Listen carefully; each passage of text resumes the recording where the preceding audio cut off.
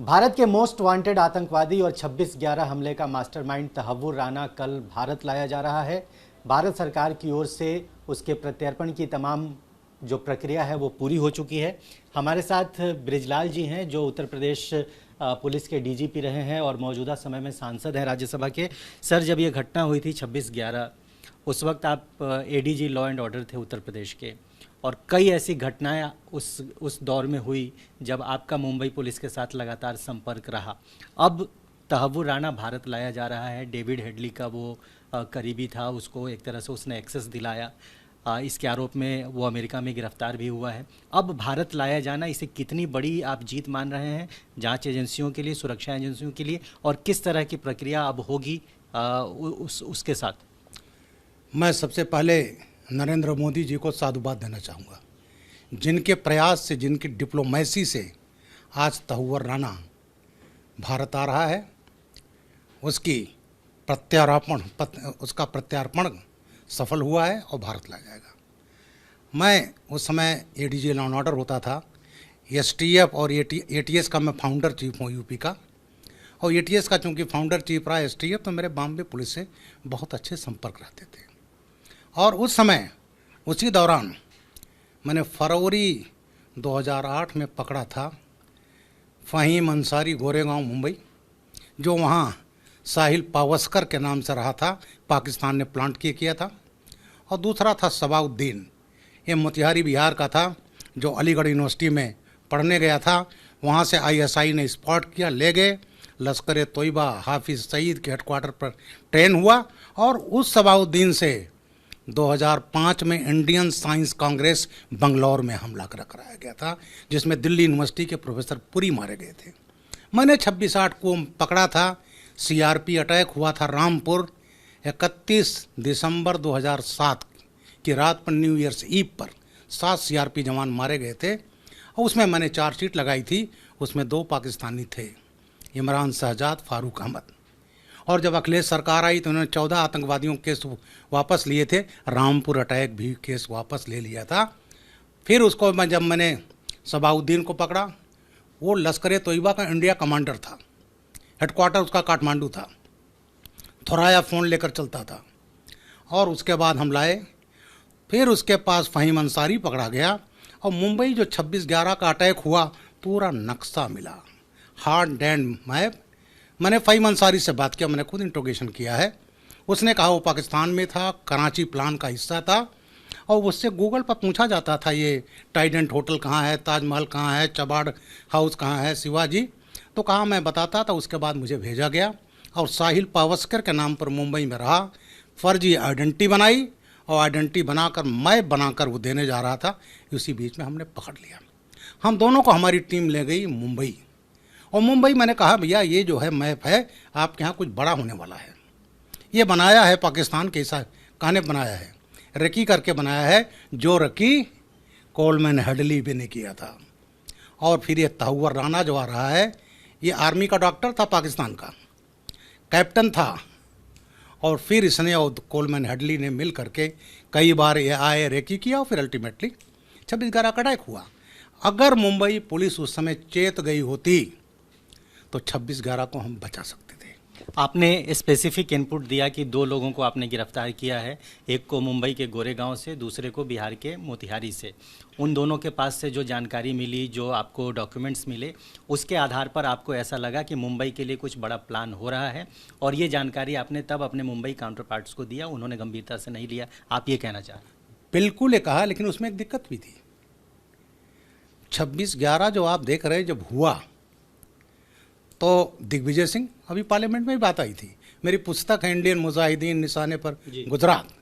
26/11 हुए, 9 पाकिस्तानी मारे गए, कसाब जिंदा पकड़ा गया, इंट्रोगेशन हुआ, सजा हो गई। लेकिन जब ये हुआ तो दिग्विजय सिंह और के रहमान थे, जो राज्यसभा के डिप्टी चेयरमैन रहे 2 बार। जी हाँ, के रहमान खान और अब्दुल रहमान अंतुले दुनिया में नहीं हैं। इन सब लोगों ने कहा कि साहब ये तो पाकिस्तान का हाथी नहीं है, ये तो साहब ये भगवा आतंकवाद है। नवाब थे वहाँ पर एक एनसीपी के, जो नवाब, वो गिरफ्तार हुए। मैं गया था मुंबई, एक उन्होंने कहना शुरू किया, अरे साहब ये तो बजरंग दल का काम है, और इंडियन मुजाहिदीन जो नाम है वो कोड नेम है। तो इन लोगों को जो थ्योरी थी, और दिग्विजय सिंह साहब ने कांग्रेस ने मिलकर किताब लिखाई 26/11 आरएसएस साजिश, अजीज बर्नी सहारा उर्दू के एडिटर थे, और उसका दिग्विजय सिंह ने अनावरण किया दिल्ली में, यहाँ किया लोकार्पण। ये तो खैर राजनीतिक बात है, वो अलग है। मैंने ये कहना चाहता, ये जब ये बातें थी तो ये मनसा ही नहीं थी, तो मेरा इनपुट कैसे सुनते? जब इनको इनपुट तो पुलिस का काम था सुनना ना, दिग्विजय सिंह थोड़ी थे उस समय इनपुट। जी हाँ, जी हाँ, पुलिस नहीं सुन पाई, महाराष्ट्र पुलिस दबाव में थी, आपका कहना है? जी हाँ, जी हाँ। उस वक्त उनकी सरकार थी, विलासराव देशमुख की सरकार। जो भी सरकार रही हो, हम तो सरकार नहीं, हम तो जानते थे पुलिस अफसर को इनपुट दिया। अब तहव्वुर राणा यहाँ आ रहा है, ये बहुत बड़ी सक्सेस है। और तहव्वुर राणा का जो मालूम हुआ, उसमें इसका संबंध था मेजर समीर और मेजर इकबाल, ये दोनों आईएसआई के थे। ये चीज़ जब डेविड कोलमैन हेडली पकड़ा गया, दाऊद गिलानी, तो इसने इंट्रोगेशन में वहाँ बताया 35 साल की सज़ा हो चुकी है। अब तहव्वुर राणा यहाँ आ रहा है तो ये तमाम चीज़ें खुलेंगी, और ये लोग वो हैं जिन्होंने कोपेनहेगन में भी अटैक किया था न्यूज़पेपर पर। तो ये सब चीज़ें ये आ रहे हैं, ये निकलेगी, पाकिस्तान बेनकाब होगा, और हो सकता है कोई और चीज़ निकल का है कि यहाँ लोकल कौन कौन लोग थे लॉजिस्टिक सपोर्ट में, वो भी निकल का आएगी।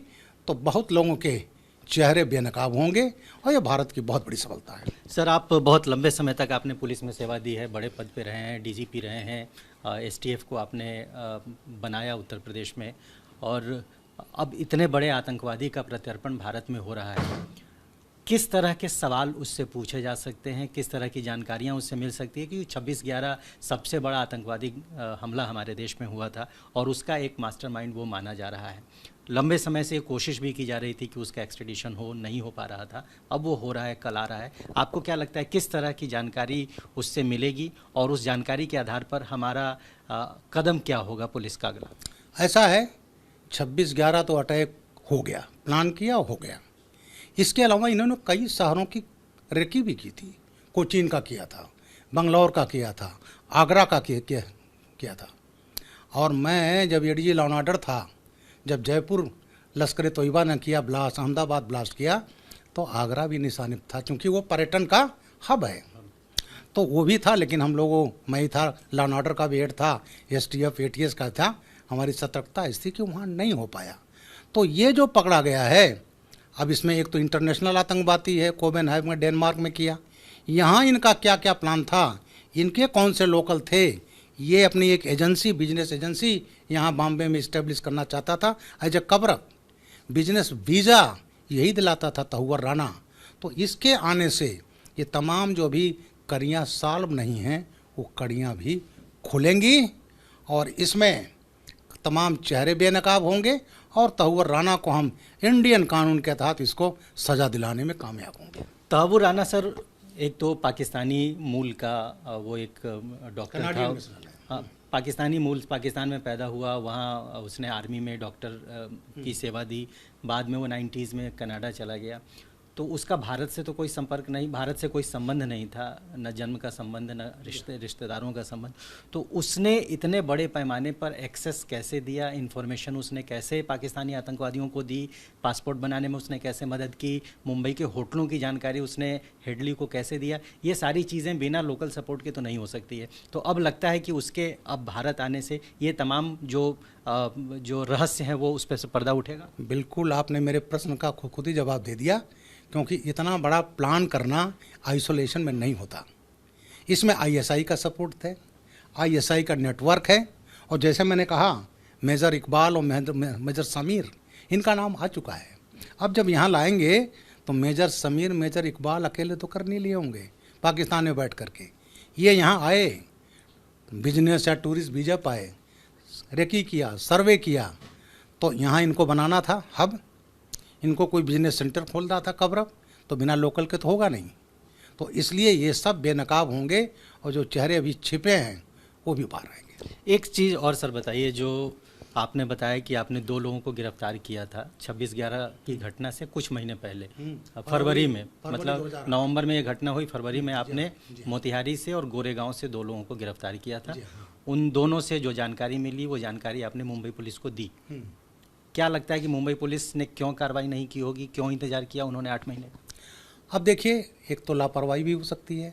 भाई मैं तो ले गया फ़हीम अंसारी को कि भाई साहब ये आपके फला होटल में साहिल पावस्कर के नाम पर रहा, साहिल पावस्कर के नाम पर इसने आइडेंटिटी बनाई, कंप्यूटर कोर्स किया, और उसका कमांडर था सबाउद्दीन, जो अलीगढ़ यूनिवर्सिटी में पढ़ने गया था, जहाँ से आईएसआई ने पिकअप किया था और लश्कर तोयबा के हेडक्वार्टर पर ट्रेन हुआ था। मैंने खुद उनका इंट्रोगेशन किया है, और जो मैप जो मिला तो पक्का हो गया। वो कहता था कि पाकिस्तान में मुझसे गूगल पर पूछा जाता, मुझे भेजा गया।